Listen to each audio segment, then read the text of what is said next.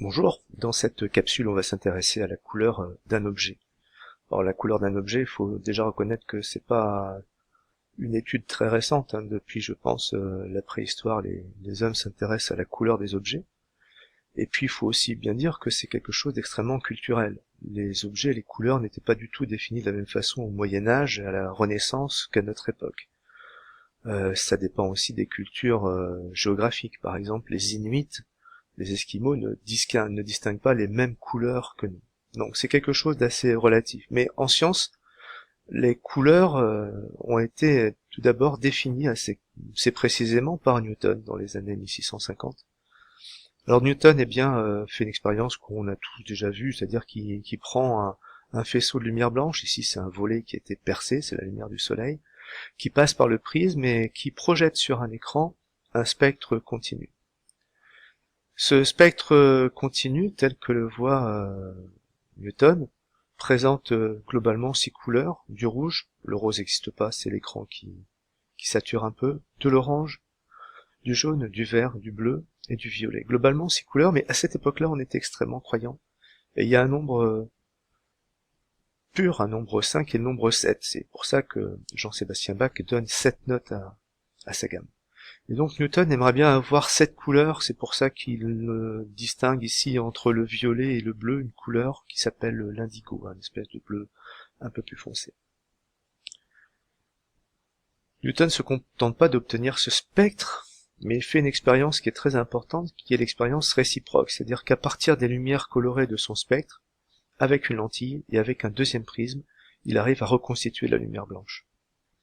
Cette expérience est fondamentale, parce qu'elle nous dit que la lumière blanche n'est pas dégradée par le prisme, mais ça nous dit que la lumière blanche est simplement décomposée par le prisme. Autrement dit, la lumière blanche se compose de toutes ces couleurs de l'arc-en-ciel, du spectre de la lumière continue.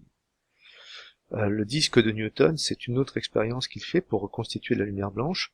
En fait, sur ce disque sont représentées les différentes couleurs de l'arc-en-ciel. On fait tourner ce disque assez rapidement, notre œil n'arrive plus à suivre le déplacement des bandes colorées, et confond les couleurs, et globalement on a l'impression de retrouver du blanc. La lumière visible, elle se trouve là. Elle fait partie d'un spectre beaucoup plus important qu'on appelle le spectre des ondes électromagnétiques. Un peu plus loin que le violet, ici on a l'ultraviolet. C'est ça qui nous donne les coups de soleil sur la plage. Et puis on a les rayons X, qui permettent de faire de la radiographie. Et puis on a les rayons gamma qui peuvent servir en médecine, mais qui sont surtout un petit peu embêtants parce que ils sont produits par les transformations nucléaires et par les déchets nucléaires.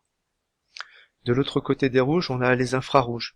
C'est ça qui nous donne l'impression de chaleur sur la plage, par exemple, près d'un radiateur. Ensuite, on a les micro-ondes qui nous permettent de réchauffer notre café le matin, qui nous permettent de communiquer par Wi-Fi, qui permettent aux gendarmes de nous contrôler par radar. Enfin, on a les ondes radio, qui couvrent un domaine extrêmement important, qui peuvent permettre d'acheminer effectivement de la radio quasiment au bout du monde, qui peut aussi nous distribuer la télé via la TNT. Toutes ces ondes électromagnétiques se propagent dans le vide, et toutes à la même vitesse, 3 × 10⁸ mètres par seconde. C'est quand même 300 000 km par seconde. C'est à peu près 25 fois le tour de la Terre en une seconde.